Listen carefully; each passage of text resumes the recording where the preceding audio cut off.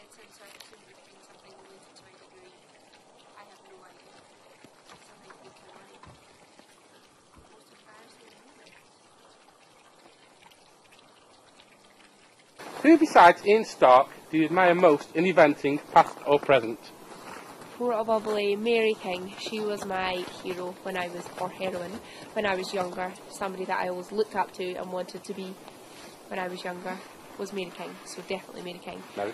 Always because she was very smiley and she seemed like a very nice, normal competitor. So I would say Mary King.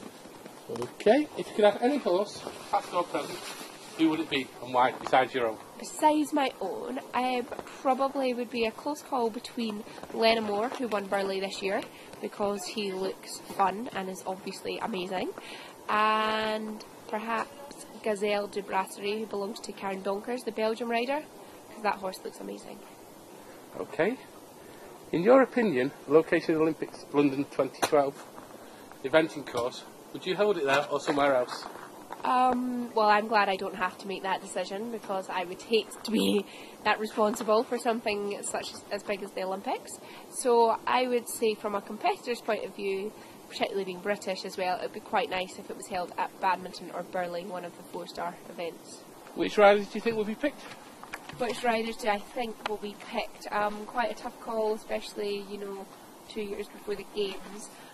There's quite a lot of riders in the running. There's obviously the 6 riders that went to the World Equestrian Games this year: William Fox-Pitt, Pippa Funnell, Nicola Wilson, Mary King. So the 6 of them, as well as there's also other up-and-coming riders such as Emily Llewellyn and myself, obviously. Okay, Lucinda Green has stated she believes that steeplechase should be brought back to 4-star. Again, it's quite a difficult call for me to make, because I've only ridden in the long format 3-day events, which includes steeplechase at 1-star and 2-star level. I haven't been able to compete at 3 and 4-star level with the long format, because they took it out before I reached that level. I would say I'm quite used to now the short format and preparing horses for that, and I would say I'm probably on the fence, because I can see the pros and the cons of both. Also, horses appear to be lasting longer, being able to compete longer at the highest level without the steeplechase, so we'll wait and see. Do you think eventing is now safer than when you started, or of course it's becoming too technical, which leads to more falls? Oh, asking all the difficult questions. I would say, in some respects, yes, it's much safer than it used to be. In other respects, it is definitely much more technical. Is the reason for the falls because people aren't doing so much hunting and correct training for going cross country? I'm unable to say. I don't know enough about the studies that have been done on things like that. If you could change one thing in eventing, what would it be? If I could change one thing, I would say it would have to be the ratio between prize money and entry fees. I would say entry fees are too high, prize money is too low, so I'd like it a bit more balanced out. And were you a good student at school, or did you skive off to ride?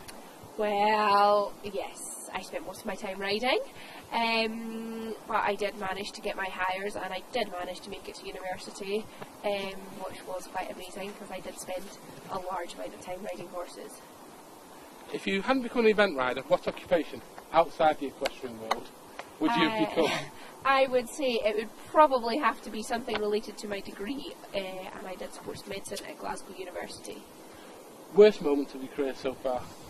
Worst moment would have to be falling in the water at Burley in 2007 when lying in the 7th place after the dressage. That was bad and expensive. Had I stayed there, I would have won quite a lot of prize money. But it's character building. The best moment? Best moment, probably completing badminton in 2008 on Patras Filius, a little horse who was not bred to event but had the biggest heart and tried really hard and managed to make it round the world's biggest cross-country course. And your Christmas present, money no object? Money no object, an indoor school, look at this snow, how can I ride? An indoor school definitely, and money no object, well, I'd quite like mirrors to practice for the dressage in the indoor school, and maybe heating as well, that would be nice. So you don't want too much? No, don't want too much. Thank you very much. You're welcome.